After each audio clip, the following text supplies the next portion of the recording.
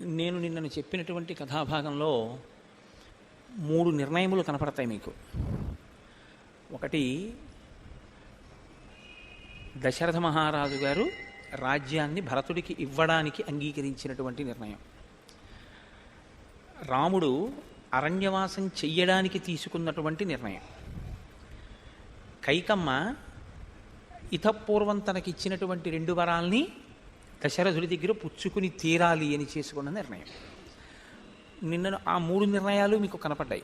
ఇందులో కైకమ్మ తను 2 వరాల్ని అడ్డు పెట్టుకుని రాజ్యం సంపాదించాలనేటటువంటి కోరికలో వరాల్ని వాడుకుంది తప్ప కేవలం భరతుడికి రాజ్యం తీసుకోవడం అనేటటువంటి కాంక్ష కూడా దోషభూయిష్టమే. ఎందుచేత అంటే పెద్దవాడికి రాజ్యం రావడం అనేటటువంటిది సంప్రదాయం, న్యాయం కూడా. కానీ ఎప్పుడో తనకి వరం ఇచ్చాడు అనేటటువంటి మిషన్ని అడ్డు పెట్టుకుని ఇప్పుడు రాజ్యాన్ని తీసుకునే ప్రయత్నం ఆవిడ చేసింది. కాబట్టి ఆవిడ చేసుకున్నటువంటి నిర్ణయంలో సత్యాన్ని ఆధారంగా చేసుకుని ధర్మాన్ని వదిలిపెట్టింది. దశరథుడు రాజ్యం ఇవ్వాలి అని నిర్ణయం చేసుకున్నాడు. ఆయన తను ఇచ్చినటువంటి వరాలు ఏవైతే ఉన్నాయో ఆ వరాలకి ఇప్పుడు కట్టుబడిపోయాడు. కైకమ్మ ఇచ్చినటువంటి వరాలకి కట్టుబట్టాడు కాబట్టి ఇప్పుడు రాముడికి రాజ్యం ఇచ్చి తీరాలనేటటువంటి ధర్మం నుంచి తాను స్థాపించలేని స్థితిలోకి వెళ్ళాడు. రాముడు ఇటువంటి వైక్లభ్యాలు ఏమీ లేవు ఆయనకి. ఆయన నిన్నను స్పష్టంగా చెప్పాడు. ఆయన నిన్నను మాట్లాడినప్పుడు దశరథుడితో మాట్లాడాడు, కైకతో మాట్లాడాడు, కౌసల్యతో మాట్లాడాడు, లక్ష్మణుడితో మాట్లాడాడు, నలుగురితో మాట్లాడాడు. నిన్న ప్రధానంగా నలుగురితో మాట్లాడినప్పుడు కూడా రాముడి వ్యక్తిగత అభిప్రాయం ఏమీ లేదు. రాజ్యం ఇవ్వను అన్నది చాలా సంక్లిష్టమైనటువంటి పరిస్థితిని ఉత్పన్నం చేసినటువంటి నిర్ణయం. అయినా దాని మీద రాముడి నిర్ణయంలో నేను వ్యక్తిగతంగా ఇలా అనుకుంటున్నాను, ఇలా చేద్దాం అని రాముడు ఎక్కడా అనలేదు. మీరు దాన్ని గమనించండి. దశరథుడితో మాట్లాడినా, కైకమ్మతో మాట్లాడినా ఒక్కటే మాట, నాహమర్థపరోదేవీ లోకమావస్తుబుత్సహే విద్ధిమాం ఋషిభి తుల్యం కేవలం ధర్మమాస్థితం. నాకు ధర్మం కావాలి. కౌసల్యతో మాట్లాడితే భర్తుక్కిల పరిత్యాగో నృశంసః కేవలం స్త్రియా సభవత్యన కర్తవ్యం మనసాపి విగర్హితం. భార్య భర్తని విడిచిపెట్టి వెళ్ళడం అన్నది ధర్మం కాదు. నువ్వు భర్తృసేవయే చెయ్యాలి. ఆడదానికి వేరే తరించడానికి మార్గం ఏమైనా ఉందా అంటే భగవంతుని యొక్క సేవ చేయడం, వ్రతములు చేయడం, నోములు చేయడం చెయ్యవద్దు అని శాస్త్రం నిషేధించలేదు. కానీ మీరు చాలా జాగ్రత్తగా పట్టుకోగలిగితే దేని కొరకు ఇవన్నీ చెయ్యాలి అంటే భర్త యొక్క అభ్యున్నతి కొరకు చెయ్యాలి తప్ప తనకి అంటూ వేరే ప్రయోజనం ఏమైనా ఉంటుందా? ఏముండదు. భర్తని పక్కన పెట్టి తనకంటూ ఒక అభ్యున్నతిని ఆడది కోరదు సనాతన ధర్మంలో. ఆయనకి లేని అభ్యున్నతి నాకొకటి కావాలి, ఆయనకు అక్కర్లేదు, అందుకు నేను చేసుకుంటున్నానన్న మాట అసలు లేదు. రాముడు నిన్నను అదే చెప్పాడు. అసలు వేరే నమస్కారం చేయడం, వేరే పూజ చేయడం ఏం లేదు. భర్తని అనువర్తించడమే స్త్రీ యొక్క ధర్మం అంతే. భర్త యోగ్యత, ఇప్పుడు అక్కడ ఒక ప్రశ్న వస్తుంది. భర్త భక్తుడు కాడు, భర్త యోగ్యుడు కాడు, భర్త చేసిన నిర్ణయం ధర్మబద్ధం కాదు, భర్త చేసింది న్యాయం కాదు, అప్పుడు అనువర్తించడమే. నీ ధర్మం నీకు అయిపోయింది. నీ ధర్మం ఇతరుల అధర్మాన్ని బట్టి మారక్కర్లేదు. నీ ధర్మం నువ్వు చేసేదే. కాబట్టి నీ భర్త ధార్మికమైన నిర్ణయం చేశాడా, నీ భర్త చేసింది న్యాయమా అన్యాయమా నీకు అనవసరం. నువ్వు నీ భర్తని అనుగమించాలంతే. అలా అనుగమించడానికి నువ్వు ఏ కారణాలు వెతుక్కుని నువ్వు దాని యందు వైక్లభ్యాన్ని పొందినా అప్పుడు నువ్వు ఆ ధర్మంలోకి వెడతావు.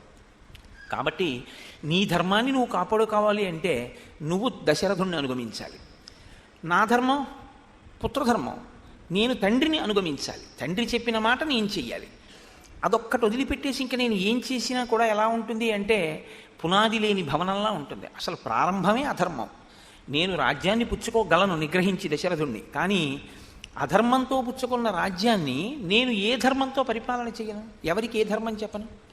అందుకని రాజ్యమా, స్వర్గమా, అభ్యున్నత, అధికారమా, లేకపోతే భోగమా, ధర్మమా అంటే ధర్మబద్ధమైన స్వర్గము, ధర్మబద్ధమైన అధికారము, ధర్మబద్ధమైన భోగము, ధర్మబద్ధమైన రాజ్యము, ధర్మముతో ముడిపడని ఏవీ నాకొద్దు. అందుకని నా ధర్మం పుత్రధర్మం. కాబట్టి నేను అడవికే వెడతాను. కాబట్టి నువ్వు ఆశీర్వచనం చెయ్యి. ఇప్పుడు రాముడు ఎటువైపు నుంచి ఆలోచించినా తనది అన్న ఆలోచన రాముడికి ఏమి ఉండదు. రాముడు ఎప్పుడూ ఎలా ఆలోచిస్తాడంటే దీనికి శాస్త్రం ఏం చెప్పింది, దీనికి వేదం ఏం చెప్పింది, అంతే. వేదం ఇలా చెప్పింది, అలా చేస్తాడు. ఇది ఎలా ఉంటుందంటే, శరీరం అనారోగ్యంతో ఉంది, డాక్టర్ గారి దగ్గరికి వెళ్ళారు. డాక్టర్ గారు అన్నారు ఈ మందు వేసుకో కానీ పెరుగు అన్నం తినకు అన్నారు. ఇప్పుడు పెరుగు అన్నం తినడమా పెరుగు అన్నం తినకపోవడమా? ఇక మీ విచక్షణ ఏం లేదు. పెరుగు అన్నం తినరు. ఎందుకు తినరు? ఎవరో ఒక ఆయన పల్లెటూరు నుంచి వచ్చి ఏమంటే మా గేది పాలు తీసుకొచ్చాం, పెరుగు గట్టిగా రాయిలా తోడుకుంటుంది, మా గేది పెరుగు చాలా కమ్మగా ఉంటుందన్నాడు. నేను తినను. ఎందుకు తినవు? డాక్టర్ గారు తినద్దన్నారు. వేదం ఏది వద్దందో అది నేను చేయను, వేదం ఏది చేయమందో అది నేను చేస్తాను. కాబట్టి నాకు ధర్మానికి ప్రమాణమేమి వేదమే. ఇది రాముడు. అందుకే నేను మీతో మనవి చేసింది, రామాయణంలో రాముడు ఏం చేశాడో మీరు గ్రహిస్తే మీకు ధర్మం వేదం తెలిసినట్లే. ఇంకా మళ్ళీ ఏమీ కొత్తగా మీరు నాకు ఇది తెలియలేదని బెంగ పెట్టుకోవలసింది ఏమి ఉండదు. కాబట్టి రామాయణాన్ని మీరు తెలుసుకోగలిగితే చాలు. అందుకే రామాయణాన్ని రామాయణంగా మీరు చదువుకుంటే చాలు. మీరు అందులో కష్టపడవలసింది ఏమి ఉండదు. రాముడే చెప్తూ ఉంటాడు, ఇది ధర్మం అంటూ ఉంటాడు, వివరణ చేస్తూ ఉంటాడు.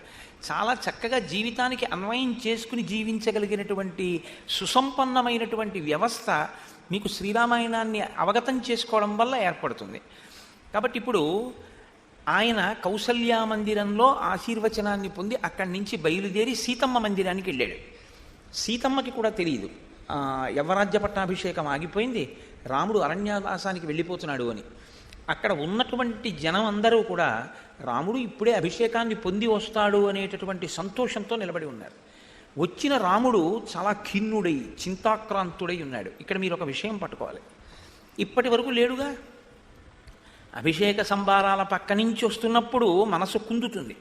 ఎందుకో తెలుసా అండి? ఇప్పుడు వీటితో నాకే చేస్తారు అని అనుకున్నది తనకి చెయ్యట్లేదు వాటితో అని అనిపించినప్పుడు, ఆ పదార్థాలను చూసినప్పుడు ముఖం వివరణం అవుతుంది. రాముడికి అలా అవ్వలేదు. వాటికి ప్రదక్షిణం చేసి నమస్కారం చేశాడు. అది ఎవరికి ఉపయోగించినా అవి పవిత్ర పదార్థములు, వాటిని చూసి నా మనస్సు కుందకూడదు.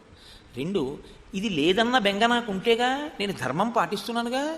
నిన్న నాన్నగారు చెప్పిన మాట విని పట్టాభిషేకం చేసుకుంటే ఏ ధర్మమో ఇవి నా నెత్తిని పోసి ఉండేవారు. ఇవాళ నాన్నగారు చెప్పిన మాట వినడం కోసం ఇవి నా నెత్తిని పొయ్యకుండా ఉంటున్నారు. వాటి పవిత్రత వాటిది, నా పవిత్రత నాది. కాబట్టి వాటికి ఓ ప్రదక్షిణం చేసి వెళ్ళిపోయాడు. మరి సీతమ్మ మందిరానికి వచ్చినప్పుడు ఎందుకు ఆ చింత?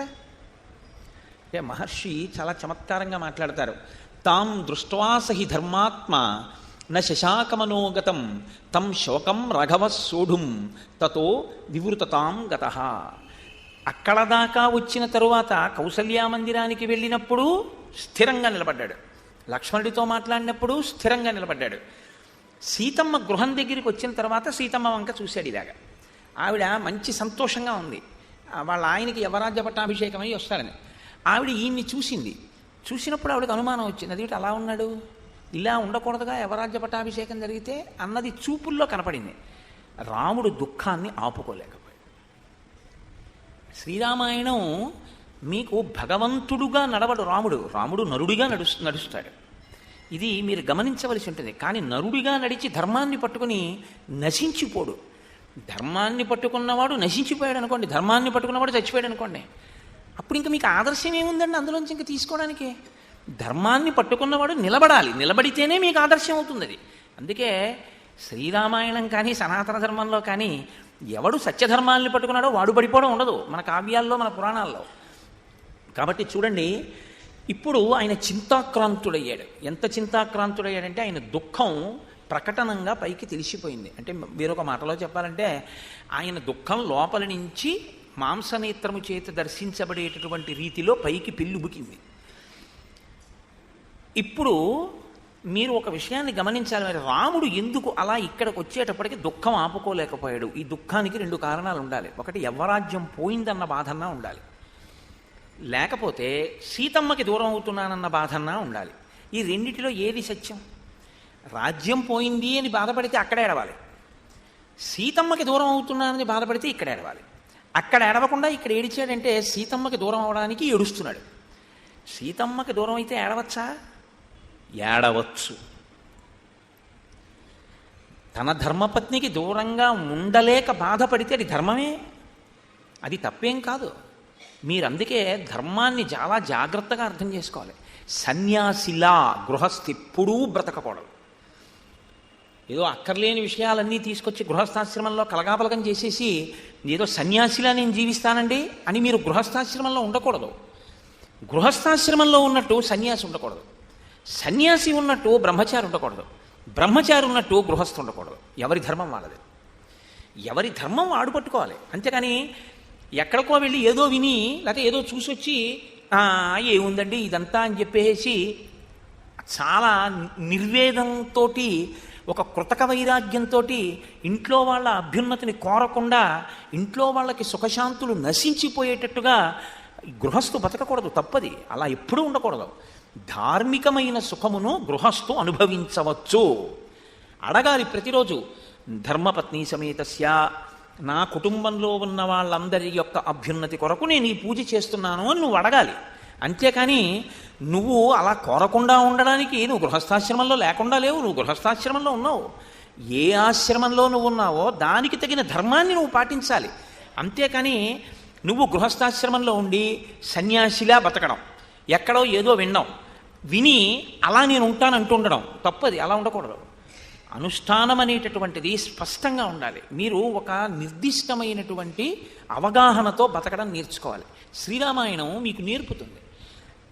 ఏమిటండి భార్య ఏమిటండి బిడ్డలు ఏమిటండి అని నాకేం అలాంటివి లేవు సుమండి అంటే తప్పది. లేవేమిటి నీకు గృహస్థాశ్రమంలో ఉండాలి. నీ భార్య మీద మమకారం ఉండొచ్చు, తప్పేం కాదు. నీ భార్యకి దూరంగా నువ్వు ఉండలేకపోతే, నువ్వు బాధపడితే, నీకు ఆమె జ్ఞాపకానికి వచ్చి నువ్వు బెంగ పెట్టుకుంటే అందులో ఏమీ దోషం లేదు. నీ భార్యని కాకుండా వేరొకరి భార్య యందు నీకు అనురక్తి కలిగితే పరమ తప్పు. అందుకే సుందరకాండలో సీతమ్మ కూడా నివర్తయ మనోమత్త స్వజనే క్రియతాం మనః, నీ వారి యందు మనసు ఉంచుకో అని చెప్పింది. తప్ప నీ వారి యందు కాకుండా మాత్రం మనసు పెట్టకూడదు. ఏది ఎక్కడ చెయ్యాలో అది ధర్మం. ధ్రియతేవా జనయిరితి ధర్మం. బాగా పట్టుకోండి. పట్టుకునేది ధర్మం. ఎక్కడ ఏది పట్టుకోవాలో అది పట్టుకోవాలి, ఎక్కడ ఏది వదిలేయాలో అది వదిలేయాలి. అందుకే మనకి ఓ మాట ఉంటుంది, పట్టు విడుపు తెలుసండి ఆయనకి అంటారు. ఈ పట్టు విడుపు రాదనుకోండి అభ్యున్నతి ఉండదు జీవితంలో, తెలియదు అనమాట. ధార్మికంగా ఉండడం, ధర్మం తెలియడం అంటే దాని స్థితి వేరుగా ఉంటుంది. రాముడు కాబట్టి సీతమ్మ దగ్గరికి వెడితే మాత్రం తన దుఃఖాన్ని ఆపుకోలేకపోయాడు. ఇప్పుడు ఆవిడ నోటి వెంట ప్రశ్నల పరంపర వచ్చింది. అదేమిటి, వెళ్ళిన మనిషి అంత సంతోషంగా వెళ్ళారు, వచ్చిన మనిషి ఇంత బాధగా వచ్చారు, దుఃఖితుడిగా ఉన్నాడు. ఆవిడ లోపల పెళ్ళుబుకినటువంటి అనుమానాలన్నీ ప్రశ్నలుగా బయటకు వచ్చాయి. అలా ఎందుకు వచ్చాయి అంటే స్వాతంత్ర్యం ఓదార్పు. ఏ ఇబ్బంది కలిగింది మీకు అని ఇన్ని ప్రశ్నలు వేసేసింది. మీరు ఒకటి విషయాన్ని ఎప్పుడు బాగా మనసులో గుర్తుపెట్టుకుని ఉంచుకోండి. ఇది ప్రత్యేకించి పెళ్ళి కావలసినటువంటి వాళ్ళు బాగా తెలుసుకుని ఉండాలి. గృహస్థాశ్రమంలోకి ప్రవేశించే ముందు ఇది బాగా తెలుసుకోవాలి. భార్యాభర్తలలో ఒకరు కీర్తి గణించడం, రెండవ వారు ఆ కీర్తిని పాడు చెయ్యలేకపోవడం అన్నది ఉండదు. కీర్తి ఇద్దరికీ కలిపే ఉంటుంది తప్ప కీర్తి ఒకరికి ఉండి ఒకరికి లేకపోవడం కుదరదు గృహస్థాశ్రమంలో. మీకు నేను ఒక ఉదాహరణ చెప్తాను చూడండి. ఇప్పుడు నేను మీతో ఏదో రోజు రామాయణం గురించి మాట్లాడుతున్నాను. మీరు ఎప్పుడైనా కాకినాడ వచ్చి మా ఇంటికి వచ్చారనుకోండి, మా ఇంటికి వస్తే అలా ఈశ్వరుడి దయ వల్ల జరగదు, కానీ ఒక హేయమైన ఉదాహరణ మీ మీద పెట్టడం ఇష్టం లేక నా మీద నేను పెట్టుకుంటున్నాను. నా భార్య చాలా దురుసుగా మాట్లాడింది అనుకోండి, మీరేమంటారు వెంటనే? ఆవిడ దురుసుగా మాట్లాడింది అనరు. ఆయన ఏమిటండి పాపం మరి అంతలా చెప్పాడు అన్నీని, ఆయన మాట్లాడినప్పుడు చాలా సాత్వికంగానే మాట్లాడాడు, చాలా నెమ్మదస్తుడిగానే ఉన్నాడు, ఏమిటో పాపం ఆయనకి ఇలాంటి భార్య అంటారు. భర్త కీర్తి భార్యయే కాపాడుతుంది, ఇనుమడింపజేస్తుంది. భార్య కీర్తి భర్త ఇనుమడింపజేస్తాడు. భర్త మనశ్శాంతి భార్య దగ్గర దొరుకుతుంది, భార్యకి మనశ్శాంతి భర్త దగ్గర దొరుకుతుంది. ఆవిడ యొక్క పూజార్హత చేత ఆయన కూడా పూజార్హుడవుతాడు.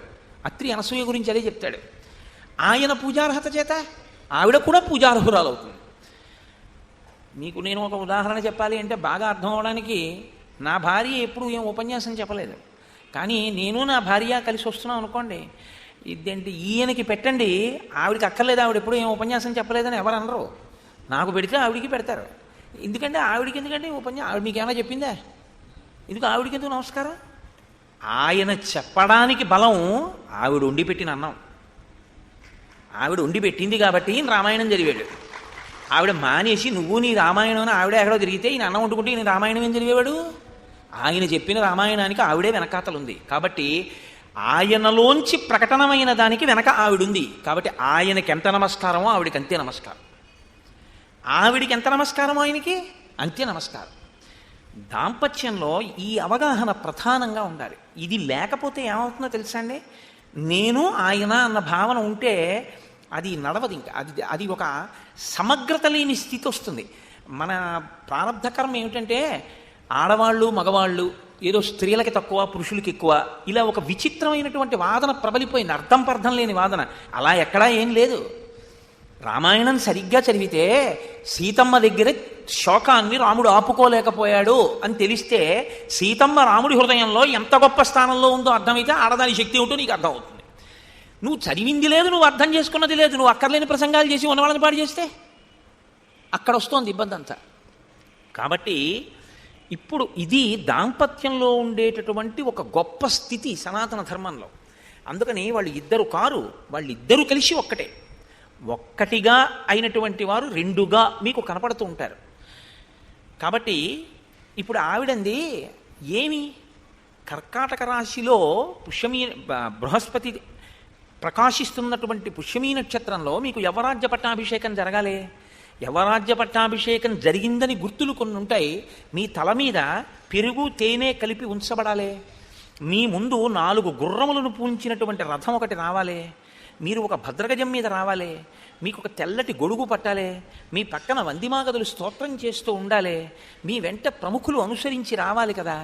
మీతో చాలామంది నడుస్తూ మీరు చాలా ఉల్లాసంగా సంతోషంగా ఉండాలి కదా. బ్రాహ్మణోత్తములు మీ వెనకాతల వస్తూ ఎంతో ఆనందంగా ఉండాలి కదా. బంగారు తొడుగులు అలంకరించబడి వేగము కలిగినటువంటి గుర్రముల యొక్క రథం మీద నువ్వు వచ్చి ఉండాలి కదా. మరి ఇటువంటి వాడివి ఇవేవీ లేకుండా ఒక్కడవే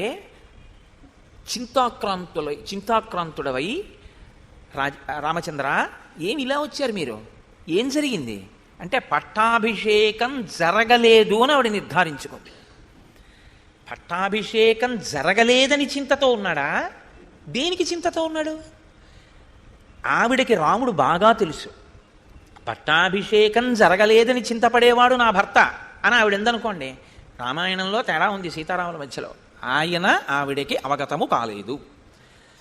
అందుకు కాదు నువ్వు బాధపడుతున్నది. ఇది కాకుండా ఇంకా ఏదో ఉండాలి. అది ఏమిటి రామా? ఇది భార్య అంటే. మీరు ప్రశ్న వెయ్యడంలో ఆమె యొక్క స్థితిని, ఆమె యొక్క పత్నీత్వాన్ని, ఆ తల్లి యొక్క స్థితిని, సీతారాముల దాంపత్యాన్ని మీరు పట్టుకోవాలి. ఇప్పుడు రాముడు అన్నాడు సీతమ్మతో, 14 వర్షాణి వస్తవ్యం దండకేమయ పిత్రామే భరతశ్చాపి యవ్వరాజ్యే నియోజితః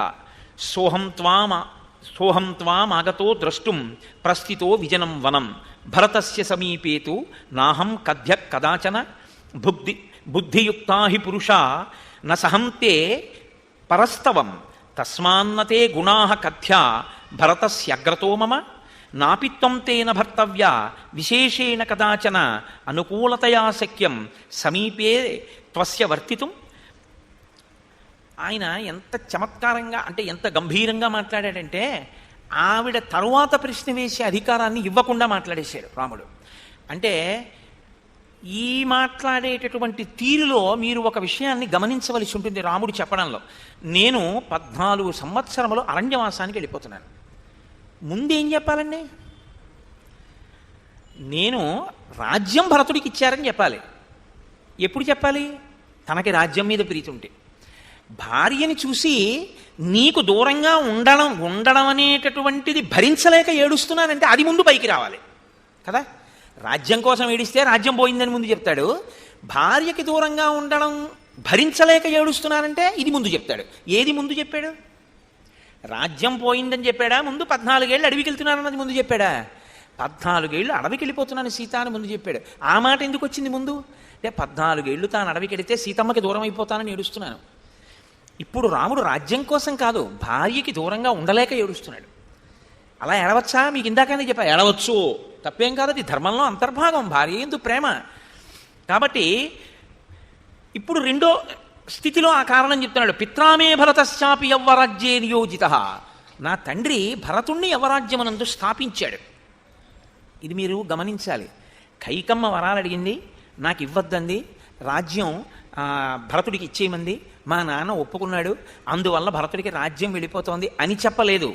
భరతుణ్ణి రాజ్యమునందు దశరథుడు స్థాపించాడన్నాడు. అంటే మా నాన్నగారికి అధికారం ఉంది, ఆయన ఇష్టం ఎవరికైనా ఇస్తారు, అంతేగాని నాకు ఇవ్వలేదు, మా అమ్మ అలా అడిగింది. అసలు ఆ ధోరణిలో మాట్లాడే నైజమే రాముడి దగ్గర లేదు. అంటే అసలు అటువంటి స్థితి ఆయనలోకి వెళ్ళదు. అది కదలని స్థితి. అంటే అది కదలని స్థితి వాక్కుల చేత తెలుస్తుంది, లేఖితనం వాక్కుల చేతనే తెలుస్తుంది. ఇది రాముడు అంటే. అందుకు కదండి యుగాలు మారిపోయినా మనం పూజ చేస్తూనే ఉన్నాను, రామాయణం చెప్పుకుంటున్నాం. ఇది రాముడు అంటే. రామాయణం చదివితే మీరు ఎవరితో మాట్లాడేటప్పుడు ఎలా మాట్లాడాలో బాగా దిద్దబడుతుంది. రామాయణానికి ఆ శక్తి ఉంది. కాబట్టి ఆయన అంటున్నాడు, ఈ రాజ్యాన్ని భరతుడికి ఇచ్చేశాడు. ఇప్పుడు భరతుడు యువరాజు అవుతాడు. సీత, నువ్వు భరతుడితో చాలా ఆదరంగా ప్రవర్తించవలసి ఉంటుంది. ఎందుకో తెలుసా? ఇంతకు ముందున్న స్థితి వేరు, ఇప్పుడున్న స్థితి వేరు. పూర్వం నువ్వు వదినవి. సహజంగా నేను యువరాజునవుతాను అనేటటువంటి ఒక స్థితి లోకంలో ఉంది. కాబట్టి నువ్వు చనువుగా ఒక కొడుకుతో మాట్లాడినట్లు మాట్లాడేదానివి భరతుడితోటి. ఇప్పుడు అలా మాట్లాడకూడదు. ఎందుకో తెలుసా? భరతుడు యువరాజు. యువరాజుతో మాట్లాడేటప్పుడు ఎలా ఉండాలో అలా మాట్లాడాలి. రెండు, రాజు రాజ్యంలో ఉన్నప్పుడు లేదా రాజు రాజ్యం చేసేటప్పుడు ఆయనే పోషించినట్టు, ఎవరినైనా సరే ఆయనే పోషించినట్టు ఆ రాజ్యంలో ఉంటే. నిన్ను విశేషంగా పోషించవలసిన అవసరం భరతుడికి లేదు.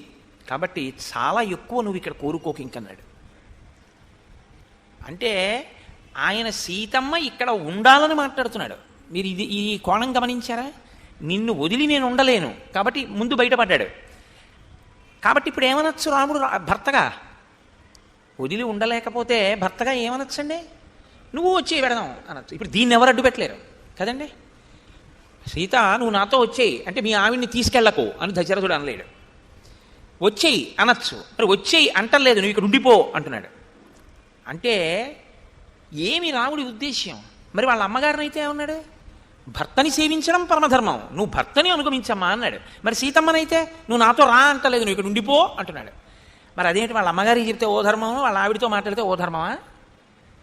మరి ఇప్పుడు రాముడి విషయంలో రాముడు మాట్లాడుతున్న దాంట్లో అంతా బాగున్నా ఇది కొంచెం మీకు అదోలా లేదు. అదేంటంటే మరి సీతమ్మ దగ్గరికి వస్తే ఓ ధర్మం చెప్తున్నాడు, కౌసల్యకైతే ఓ ధర్మం చెప్తున్నాడు, మరి ఇక్కడ చిన్న తేడా వచ్చిందే అని మీకు అనిపిస్తుందిగా రామాయణం చదివేటప్పుడు.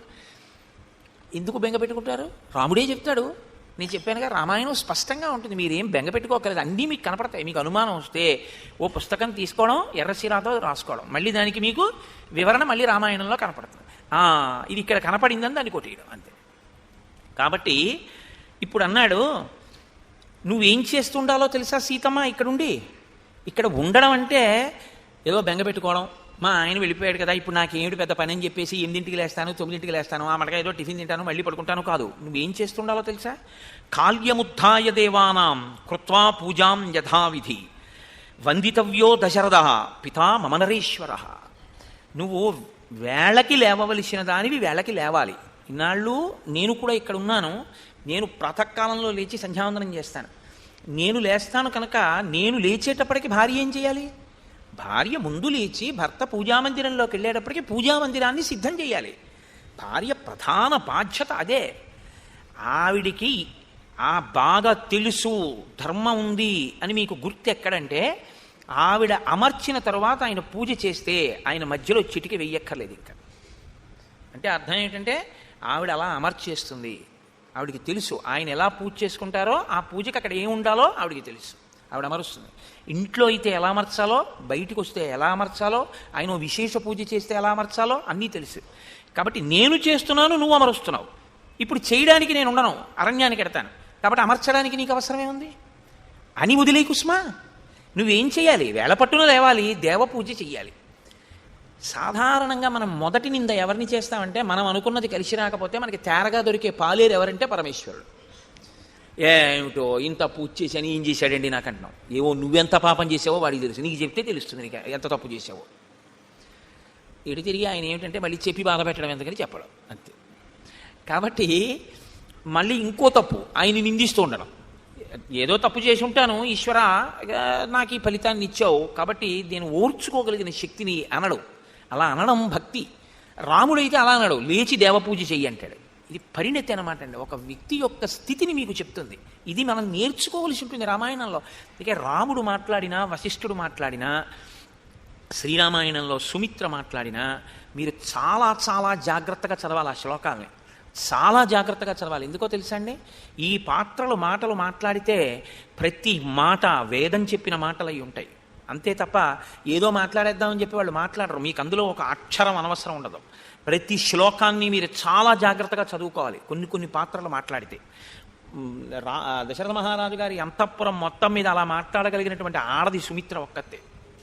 కాబట్టి ఇప్పుడు ఈ మాట అని ఆయన అన్నాడు, కృత్వా పూజాం యథావిధి వందితవ్యో దశరథ. రోజు మా నాన్నగారికి నమస్కారం చేయి వెళ్ళి. సాధారణంగా ఈయనే మా ఆయన్నింటి అడవి పంపించాడనుకుంటారు. కాదు, మా నాన్న అంటే ఎవరో తెలుసా? సత్యధర్మములకు కట్టుబడిన మహానుభావుడు. ఆయన వందనమునకు యోగ్యుడు, నా తండ్రి. కాబట్టి నువ్వు ఆయనకి రోజూ నమస్కారం చేయాలి. అంటే ఆయనకి ఎంత గొప్ప పూజ్యభావన హృదయంలో ఉందో తండ్రి అంటే. ఇది ఆర్ష సంస్కృతి. ఇది మానేసి నాన్నగారిని పేరు పెట్టి పిలవడం, నాన్నగారిని తిట్టడం, మీకేం తెలుసండం, మీరు నాకు చెప్పగలిగిన వారా అనడం, నేనెవరిని పెళ్లి చేసుకోవాలో మీరు చెప్పడం ఏమిటండం, ఇది అసలు మన సంస్కృతి కాదు. ఇది మనకు సంబంధించిన అల్లరి కాదు. చిత్రం ఏమిటంటే ఇప్పుడు రామాయణాన్ని కట్టకట్టి పక్కనెట్టి రాసేవాళ్ళందరూ ఇటువంటి చౌకబారు రాతలు రాసేవాళ్ళు వచ్చారు. వాళ్ళు యువతరాన్ని ఎంత నాశనం చేసేస్తున్నారో, వాళ్ళ జీవితాలతో ఎంత ఆడుకుంటున్నారో వాళ్ళకి తెలియదు. నిజంగా వాళ్ళు చేసిన పాపం ఏమిటో, వాళ్ళు చేస్తున్న పాపం ఏమిటో, వాళ్ళు రాసిన మాటల వల్ల ఎన్ని కుటుంబాలు క్షోభపడిపోతున్నాయో, ఎన్ని కుటుంబాలు ఏడుస్తున్నాయో, ఎంత అవ్యవస్థ తయారవుతుందో. ఆ రాసిన వాళ్ళు వస్తే నేను 4 ఇళ్లకి తీసుకెళ్లి చూపిస్తాను. ఆ డైలాగులు విని పిల్లలు పాడై ఏ స్థితిలో ఉన్నారో. నైతిక బాధ్యతతో సిగ్గుతో బతికున్నన్నాళ్ళు కలం పట్టుకోడు.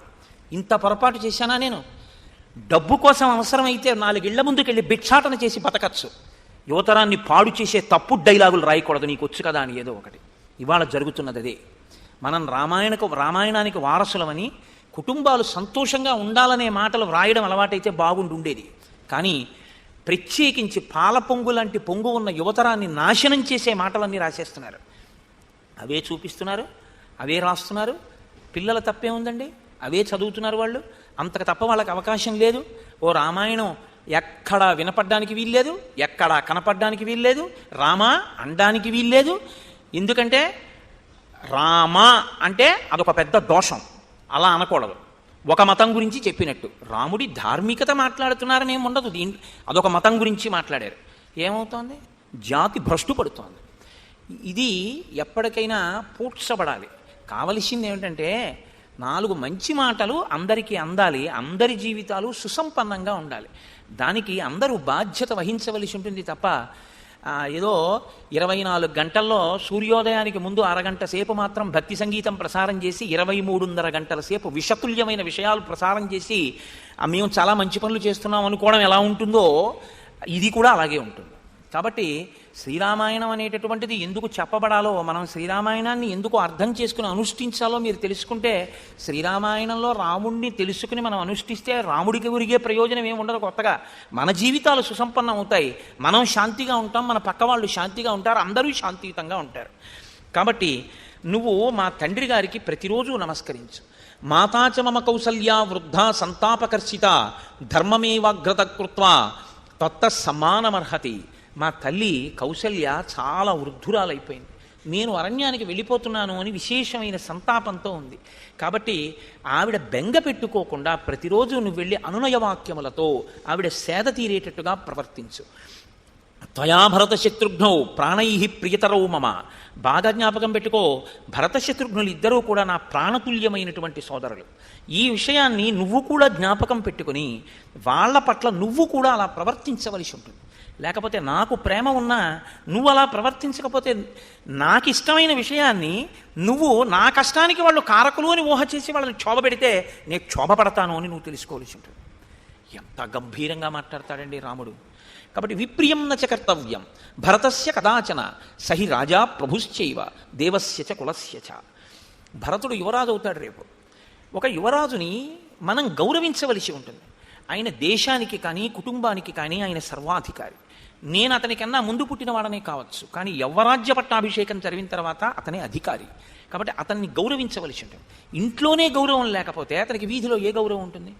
కాబట్టి మరొక రకంగా అతనితో ప్రవర్తించవద్దు.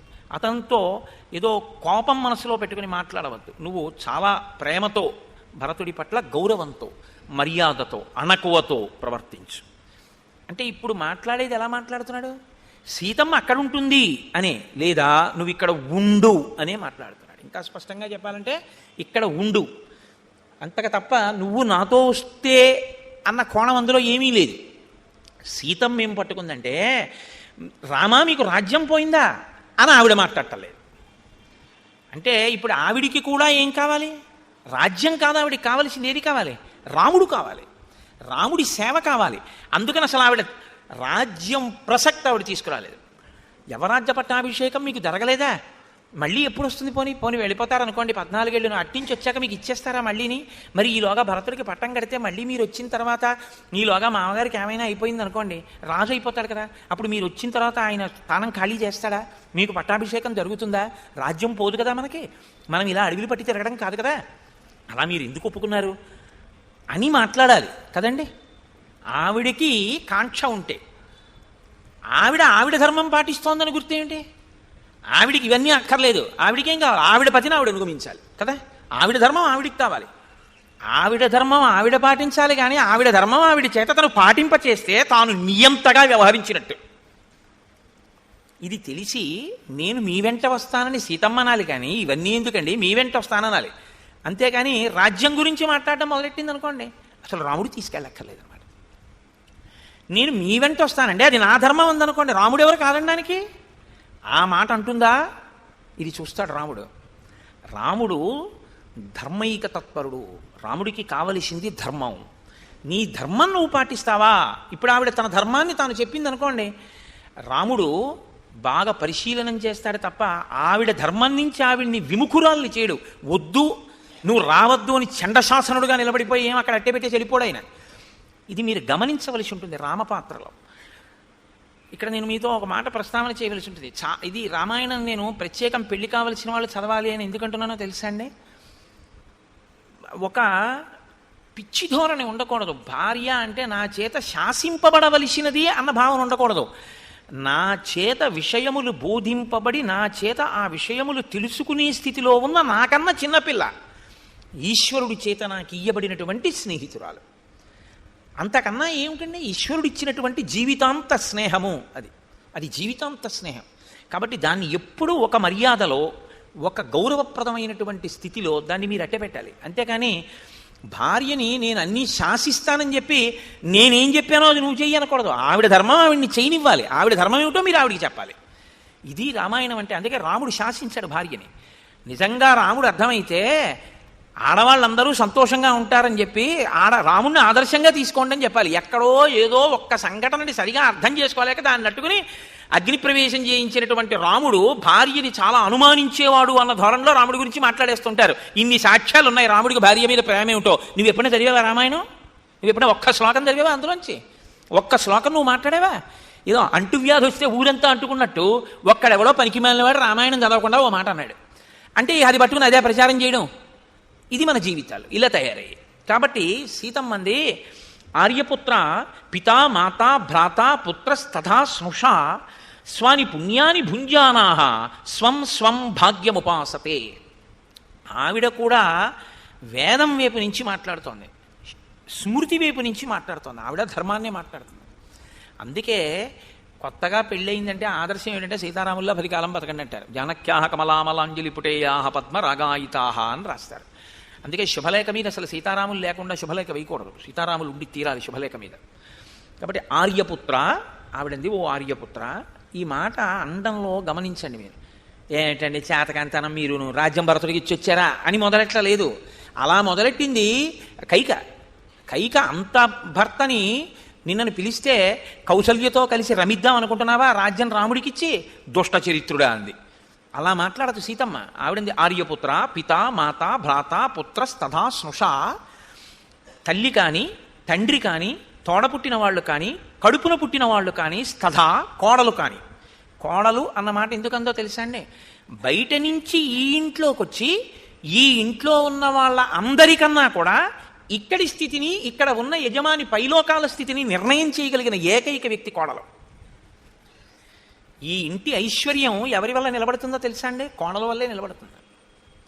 ఎందుకంటే ఇంటికి ఓ మహాత్ముడు వచ్చాడు అనుకోండి, ఆవిడ పట్టుకొచ్చి ప్రీతితో కాసిన పాలిచ్చి అయ్యా తాగండి అని ఓ నమస్కారం చేసింది అనుకోండి, ఏమి ఇంటి సంస్కారం అండి! ఆయన సంతోషించు ఆశీర్వచనం చేస్తాడు. అది అంగరక్ష. ఈ కోడలికి తెలియాలి సేవించడం, ఇంటి ఆచారం ఏమిటి, ఇంట్లో పెద్దలు ఎలా ప్రవర్తిస్తారు, మనం ఎలా ప్రవర్తించాలి తెలియాలి. కాబట్టి తథా స్మృష ఆవిడంది తండ్రి కాని, తల్లి కాని, తోడపుట్టిన వాళ్ళు కాని, కొడుకులు కాని, కోడలు కాని వీళ్ళెవ్వరూ కూడా భర్త చేసినటువంటి భాగంలో లేదా ఇంటి యజమాని పురుషుడు చేసినటువంటి పుణ్యంలోంచి కానీ పాపంలోంచి కానీ భాగాన్ని పుచ్చుకోరు. పాపం వదిలేసేయండి.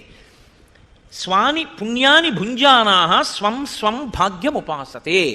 ఎవరి పుణ్యాన్ని వాళ్లే అనుభవిస్తారు. ఇంటి కోడలుంది, మామగారు ఉన్నాడు, మామగారు పూజ చేశాడు, మామగారి పుణ్యం మామగారిదే, కోడలి పుణ్యం కోడలిదే. మామగారి పుణ్యం కోడలికి వెళ్ళదు.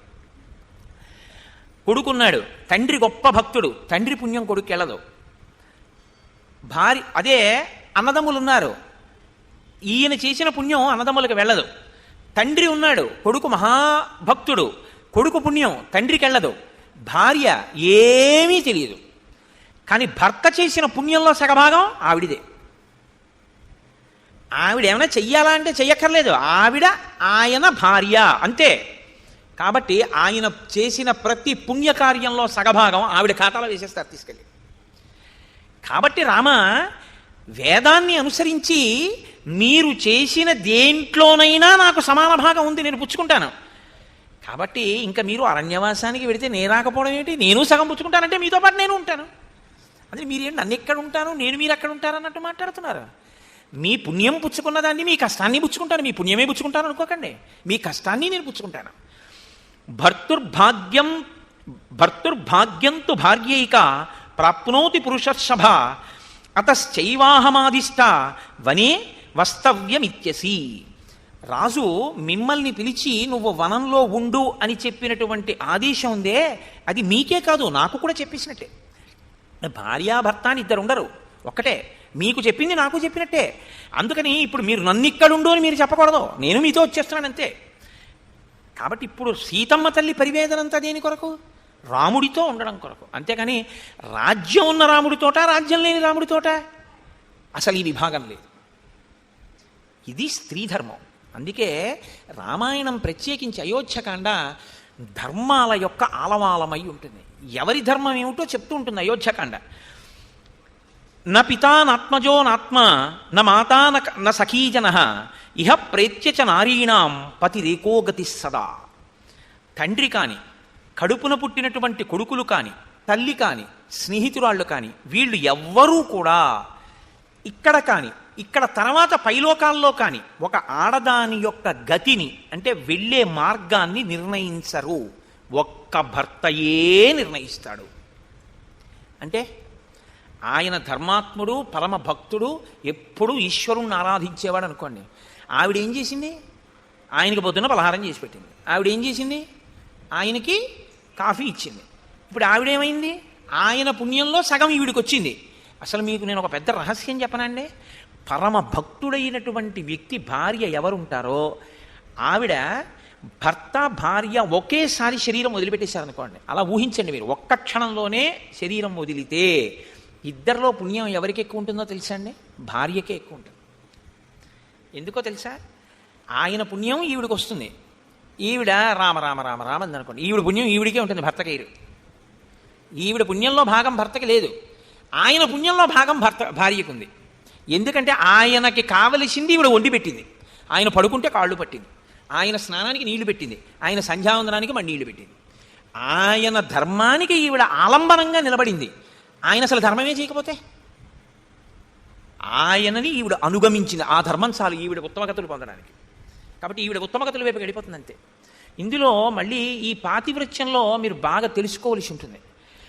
రెండు రకాలుగా ఉంటుంది ఇందులో. ఒకటి, ఇంక అసలు భర్త ఏం చెప్తే చేసేయడం, అందులో ఇంకా ఏముంటుంది అన్నది ఏమీ ఆలోచన ఉండదు. అది అలా చేస్తారు కొంతమంది.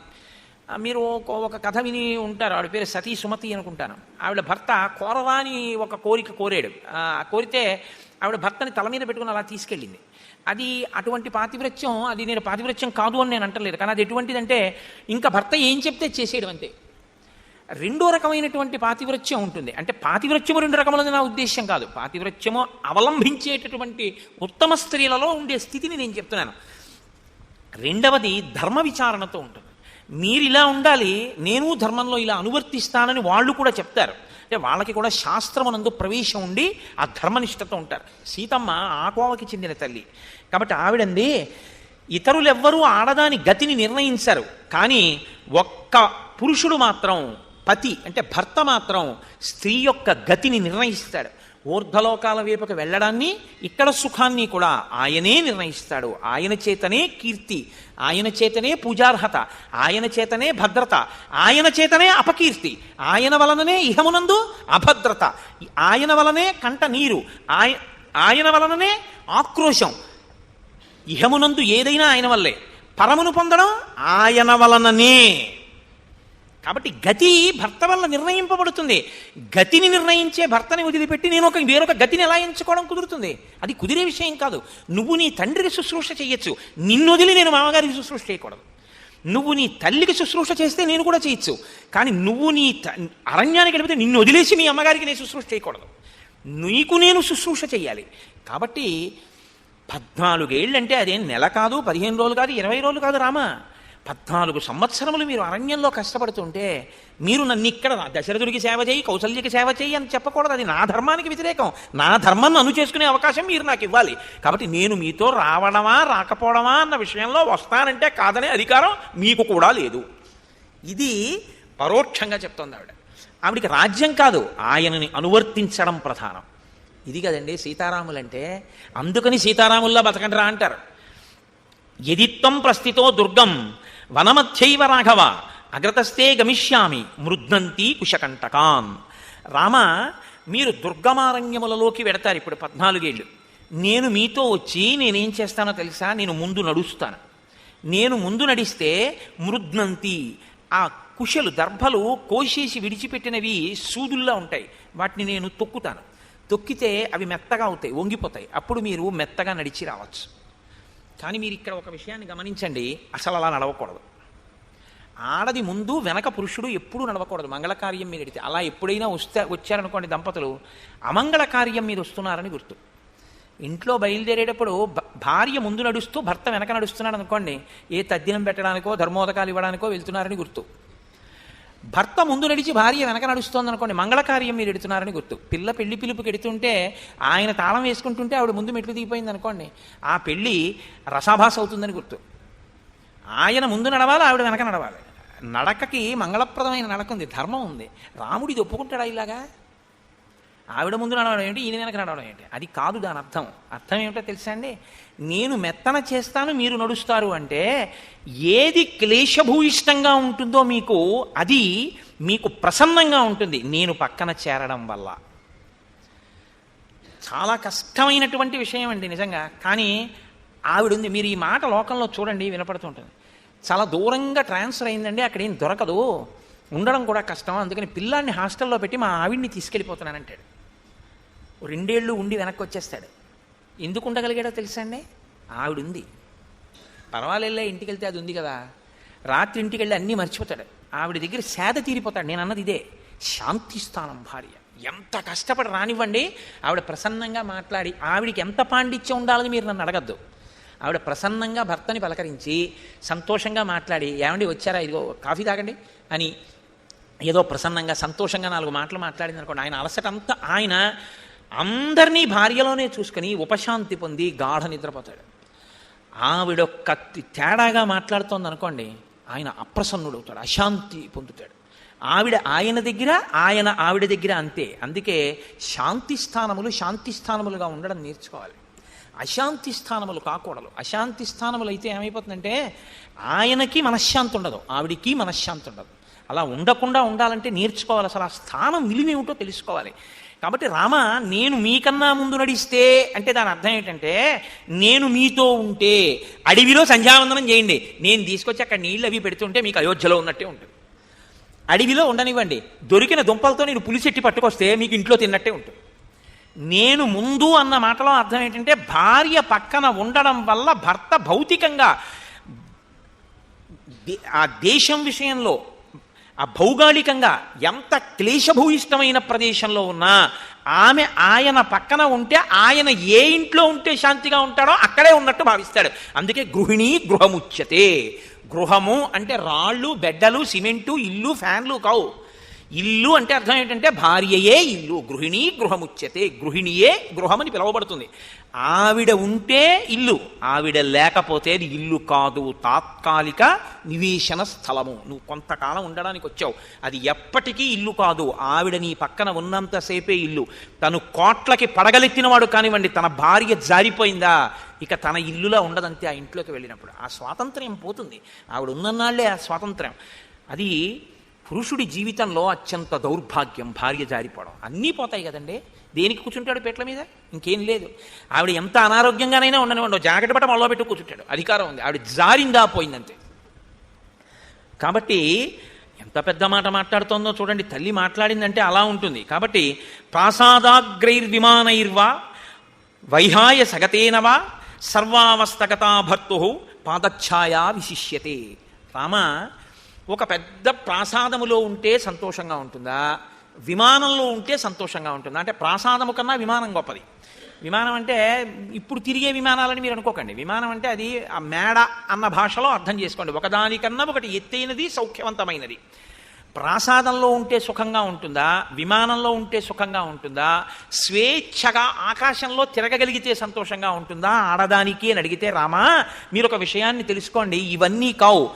భర్త యొక్క పాదముల నీడలో ఉన్నప్పుడు సంతోషంగా ఉంటుంది. కాబట్టి నాకు ఆ నీడ కావాలి. ఈ నీడలో ఉండమని అంటారేమిటి? ఈ ప్రాసాదాలు విమానాలు నాకక్కర్లేదు. నాకు కావలసిన ఛాయ మీ పాద ఛాయ కావాలి. అక్కడ నాకు విశ్రాంతి. 1,000,000 మందికి అన్నం పెట్టనివ్వండి, ఆ తృప్తి ఉండదు. ఆయనకి ఇంత చారు అన్నం పెట్టనివ్వండి, ఆ తృప్తి వేరు. 100 మంది కొడుకులకి కావలసినట్టు వండి పెట్టుకోండి, అది వేరు. ఆయనకి 1 కప్పు కాఫీ ఇవ్వండి, ఆయన స్నానం చేసొచ్చి అమ్మయ్యా నీ చేతి కాఫీ తాగితే బడలికపోతుంది అన్నాడు అనుకోండి, ఆ తృప్తి వేరు. ఎవరన్నాడో కానీ మహానుభావుడు, మగడు మిచ్చిన చాలా కాపురంలోన మొగలిపూలా గాలి ముత్యాలవాన. కాబట్టి సుఖం వనే నివత్స్యామి యథైవ భవనే పితు అచింతయంతి 3 లోకాన్ చింతయంతి పతివ్రతం.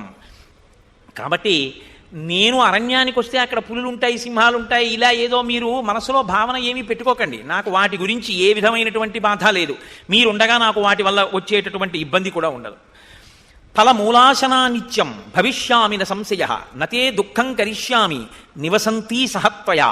నాకు మీరు తెచ్చినటువంటి పళ్ళు అరణ్యంలోంచి తృప్తి, మీరు తెచ్చిన దుంపలు నాకు తృప్తి. మీరు ఏది తెస్తే అది తృప్తి తప్ప మీరు తేనిది, మీకు వండి పెట్టనిది, మీరు తినగా మిగిలినది, మీతో కలిసి తిననిది, మీరెక్కడో ఉండి నేనిక్కడ తిన్నది పరమాన్నమైనా నాకు సహించదు.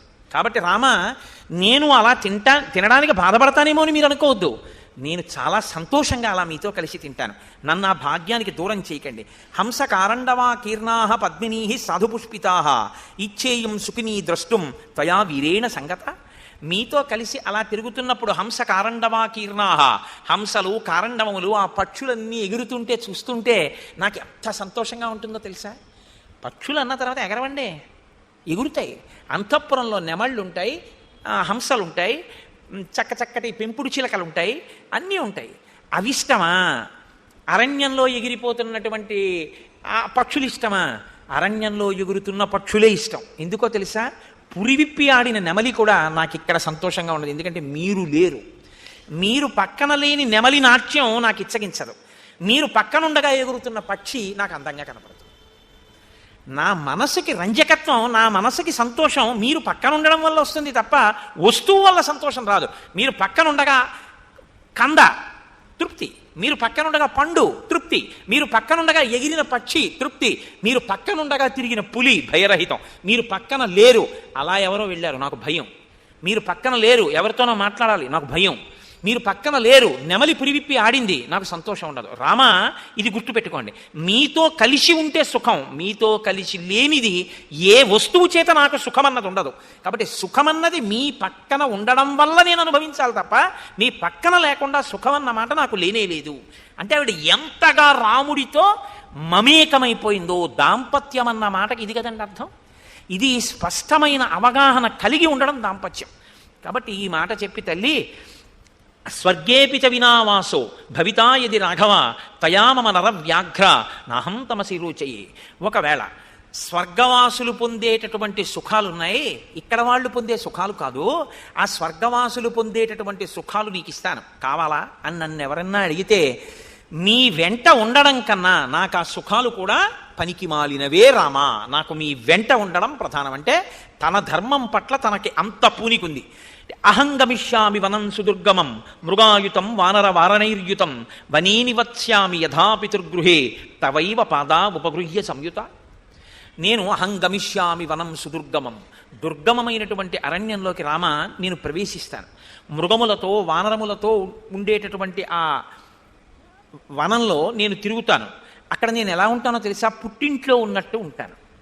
ఆడపిల్ల అత్తవారింట్లో కదా, అత్తవారింటికి వెళ్ళిన ఆడపిల్ల తన సొంత ఇల్లు, పుట్టింటికి వెళ్ళిన ఆడపిల్ల బంధుగృహానికి వెళ్ళినట్టు. కానీ పుట్టింటికి వెళ్ళిన ఆడపిల్లకి ఏమిటో తెలుసా అంటే చాలా ఉల్లాసంగా ఉంటుంది, చాలా సంతోషంగా ఉంటుంది. ఎందుకంటే తన తమ్ముడు, తన అన్న, తన మరదలు, తన వదిన గారు, తన తల్లి, తన తండ్రి, మళ్ళీ కొన్నాళ్ళు వాళ్ళని వెళ్ళి చూస్తున్నా తనకేమిటంటే తను ఇక్కడిది కాదు అక్కడది, కాబట్టి అక్కడికి వెళ్ళిపోవాలి.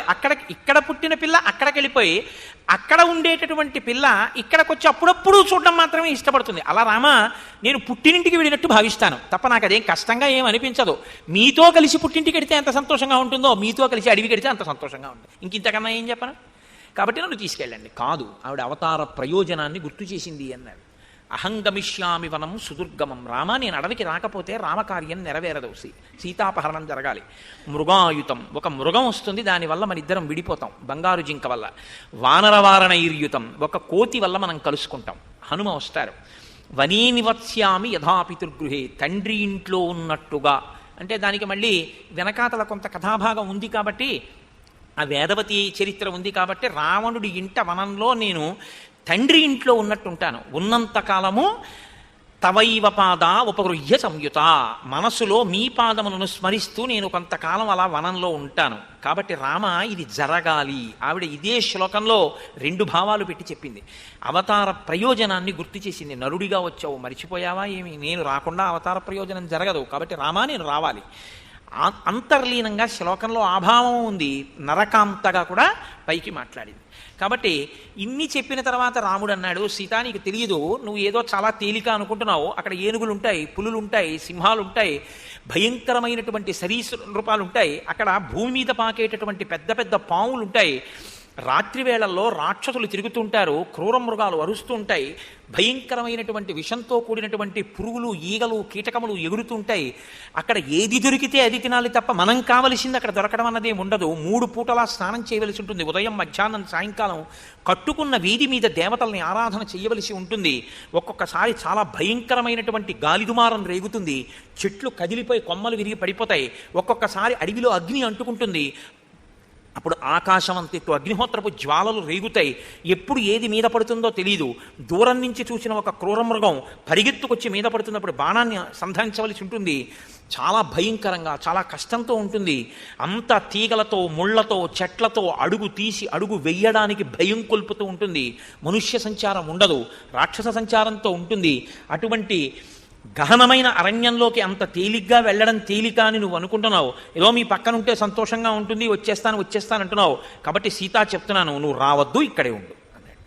అంటే ఆవిడ వలవల వలవల వల ఏడిచేసి పద్మములోండి నీరు కారితే ఎలా ఉంటుందో అలా నీరు కారిపోతున్న కన్నుల చేత, ఆ కారిపోయిన కన్నీటి చేత ఆవిడ వక్షస్థలం అంతా తడిసిపోయిందిట. తడిసిపోయి ఏతత్వచనం శ్రుత్వా సీత రామస్య దుఃఖిత ప్రసక్తాశ్రుముఖీ మందం ఇదం వచనమబ్రవీత్. ఇందాక మాట్లాడినంత గట్టిగా మాట్లాడలేదు ఇప్పుడు. కంఠం చాలా నెమ్మదిగా, అంటే దుఃఖము యొక్క ఆవేశం గొంతుని పూడ్చేసింది. నన్ను తీసుకెళ్ళనంటున్నాడు, రాముడితో వెళ్ళకపోతే నేను బతకలేను, తనకి భాగ్యాన్ని కోల్పోయిన దానిలా ఆవిడంది, ఏ త్వయా కీర్తితా దోష వనే వస్తవ్యతాం ప్రతి గుణానిచ్చేవ తాన్ విద్ధి తవ స్నేహ పురస్కృతాన్. మీరు నాకు అనేక పర్యాయములు వివరించి చెప్పారు. ఒక భార్య యొక్క సంతోషం, ఒక భార్య యొక్క సుఖం భర్తని అనువర్తించి భర్తతో కలిసి ఉండడంలోనే ఉంటుంది అని. మీరు నాకేది చెప్పారో అది నేను ఇవ్వాలడిగితే మీరు వద్దు అంటున్నారు. అంటే మీరు చెప్పింది ఒకటి, ఇప్పుడు నేను ఆచరిస్తాను అంటే ఆచరణ యందు ఇంకొకటి చేయిస్తున్నారు. ఇది దోషం కాదా అన్నట్లుగా అడిగింది. మృగాః సింహ గజాశ్చైవ శార్దూలా శరభస్తదా పక్షిణ శృమరాశ్చైవ ఏచాన్యే వనచారిణః అదృష్టపూర్వరూపత్వాత్ సర్వేత్తే తవ రాఘవ రూపం దృష్ట్వా వసర్పేయుః భయే సర్వేహి బిభ్యతి. రామ, ఏనుగులుంటాయి, పులులుంటాయి, సింహాలుంటాయి, సరీసృపాలుంటాయి, లేకపోతే ఏదో చామరీ మృగాలు ఉంటాయని చెప్తున్నారే, నేను మీకు ఒక మాట చెప్పనా? వాటిని చూసి మిగిలిన వాళ్ళు ఎలా భయపడతారో అవి కూడా మహాతేజోవంతుడైన వ్యక్తిని చూసి అలా భయపడతాయి. మీరు వాటికి కనబడినప్పుడు మీ తేజస్సు చూడగానే పారిపోతాయి. కాబట్టి మీరు పక్కన ఉండగా నాకు భయం ఏమిటి, అవన్నీ ఉంటాయంటారేంటి? అవి ఉండడంతో పాటు మీరు నా పక్కన ఉంటారు కాబట్టి నాకు ఇంకా భయం ఎందుకు? నాకు భయం లేదు. పతిహీనాతు యానారి నసాసచ్చతి జీవితం కామమేవం విధం రామ తయా మమ విదర్శితం. పతి లేనటువంటి స్త్రీ యొక్క జీవితం ఎట్టి పరిస్థితులలోనూ శోభస్కరంగా ఉండదు అని మీరు చెప్పిన మాటయే నాకు ప్రమాణం. కాబట్టి నేను అలాగే మిమ్మల్ని అనువర్తిస్తాను. అథ చాపి మహాప్రాజ్ఞ బ్రాహ్మణానాం మయా శృతం పురా పితృగృహే సత్యం వస్తవ్యం కిలమే వని. నేను పూర్వం నా పుట్టింటిలో పెళ్లికి పూర్వం ఉన్నప్పుడు అక్కడ బ్రాహ్మణులు వచ్చి నా జాతకం చూసి ఒక మాట చెప్పారు. ఈ అమ్మాయి కొంతకాలం వనవాసం చేస్తుంది అని చెప్పారు. ఇప్పుడు నాకు తెలుస్తోంది నేను వనాలకి వెళ్ళవలసి ఉంది అని. కాబట్టి రామ, నేను మీతో వనవాసానికి వస్తాను. కన్యయా చ పితుర్గేహే వనవాస శృతో మయా భిక్షిణ్యాః సాధువృత్తాయ మమ మాతురిహాగ్రతః. ఒకానొకప్పుడు నేను అంతఃపురంలో ఉంటే నా తల్లిగారి దగ్గరికి ఒక భిక్షుకి, అంటే భిక్షాన్ని స్వీకరించేటటువంటి వనిత ఒక ఆమె వచ్చింది. ఆమె త్రికాలవేది, ఆమెకి కాలజ్ఞానం ఉంది.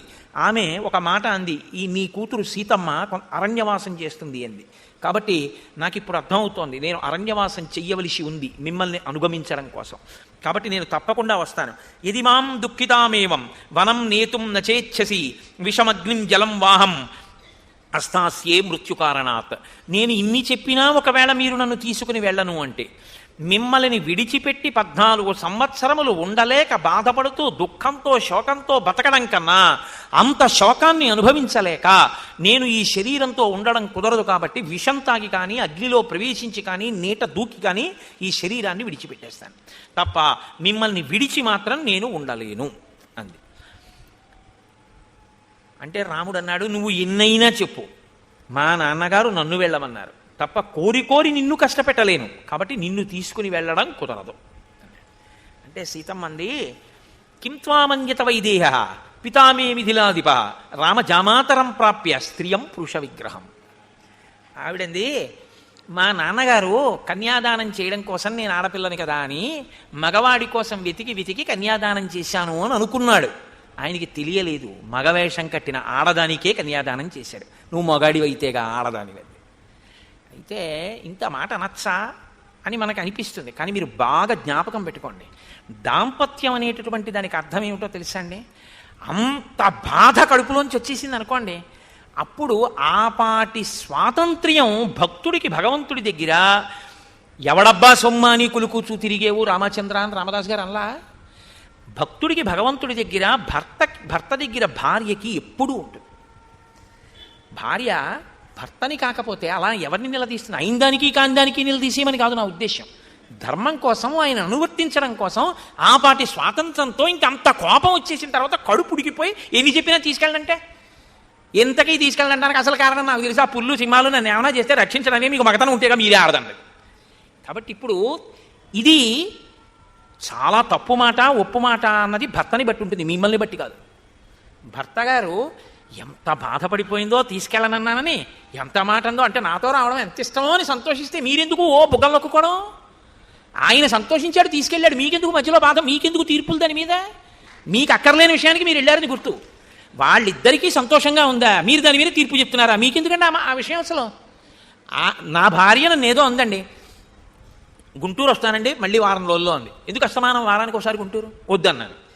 అంటే అంటే మీరు నన్ను విడిచిపెట్టి వారం రోజులైనా 15 రోజులైనా ఉండగలరు, నేనే వెర్రిమొహాన్ని వారానికి ఒకసారి ఉండలేక మిమ్మల్ని అడగడం. అసలు మిమ్మల్ని అర్థం చేసుకుంటే నాకు దూరంగా ఉండడం అన్నది మీకు ఎంత ఇష్టం అవుతుందో నాకు అర్థమవుతుంది. అందుకు వెళ్తున్నారు కదా గుంటూరు అందనుకోండి. అమ్మదీన సాధ్యం కులాన్ని ఇంత మాట నేసిందా, ఇన్నాళ్ళ నుంచి ఇంత ప్రేమిస్తున్నాను అనుకోకూడదు. వారం రోజులకోసారి నన్ను చూడకుండా ఉండలేక ఎల్లాగోలా నన్ను ఒప్పించడానికి ఎంత మాట అన్నావే, ఎంత ప్రేమేనిది అని నేను నవ్వి ఏదో అన్నాను కానీ రావద్దన్నానా, వారానికి 3 రోజులకోసారి రా అని నేను అన్నాను అనుకోండి, మీరు వెంటనే తీర్పులు చెప్పకూడదు దాని మీద. అలా కోటేశ్వరరావు గారు నచ్చా అని మీరేం సిద్ధాంతాలు తీయక్కర్లేదు, అది మా ఇద్దరి విషయం కదా. సీతారాములది కూడా అంతే.